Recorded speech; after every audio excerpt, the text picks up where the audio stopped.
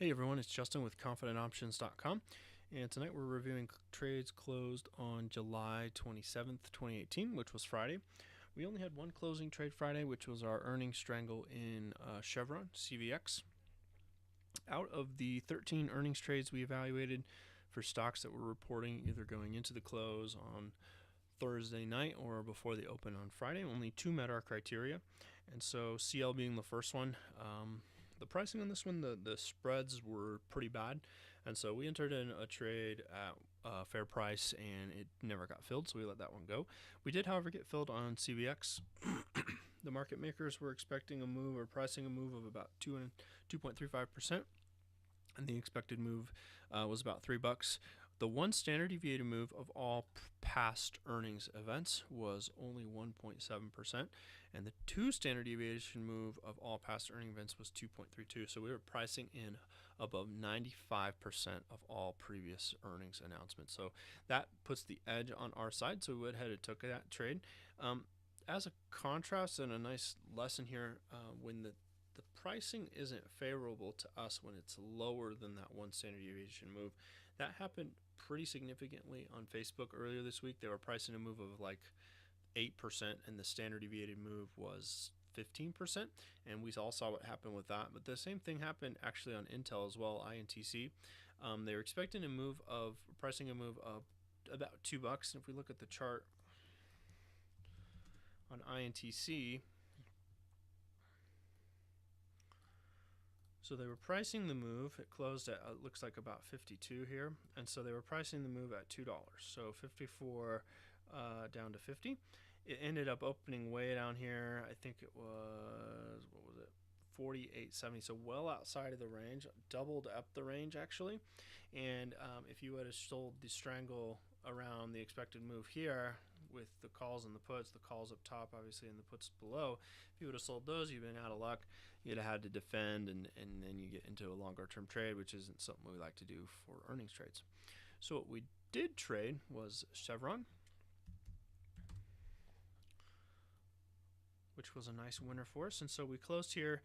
This was the day before the close, so it closed at about 124. And I don't remember the exact expected move. Let's take a look. About $3. So the expected move was about $3, giving us a good range. And so what we ended up doing is selling the 128s up here on the call side and the 121s on the put side. So that gave us a nice window to profit, and we were strictly just playing the IV crush. And so we always trade the front month contracts, the contracts that actually expired on 7/27, which was Friday, and the stock closed here. And so it opened up inside our range, which was perfect for us. Opened up at like 122.75 or something that close to that. And so we were able to then close off the put side because that was the challenge side in the morning as the stock moved lower. It did end up rallying, and it got up to about 127. And then it failed to kind of break that high, and we watched it kind of move lower and lower, and then it kind of closed the day here. And so we were okay to leave this on to just go ahead and expire worthless. So that was our trade setup and what we did there. Going back to the recap, again, we opened on 7/26 the 121 call, or 128 call, and 121 put. We took in 79-cent credit. And then we only closed out on Friday of the 121 put, and we paid 33 cents to get that closed out.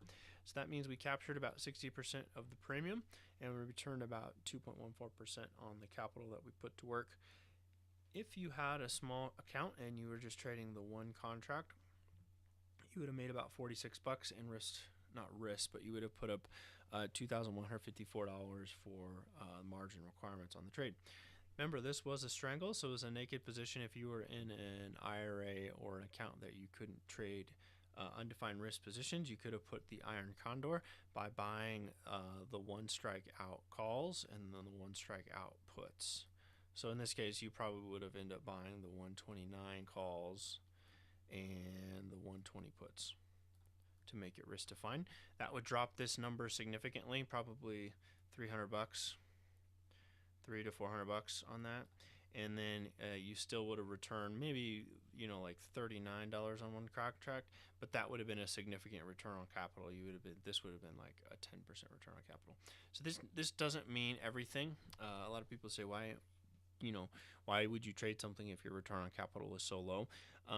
Because a lot of the back testing and the history that we've done with strangles and earning strangles and straddles, we know that in the long run we'll have higher P&Ls, not necessarily higher return on capital. So it all factors out for us, and it becomes more profitable in that way.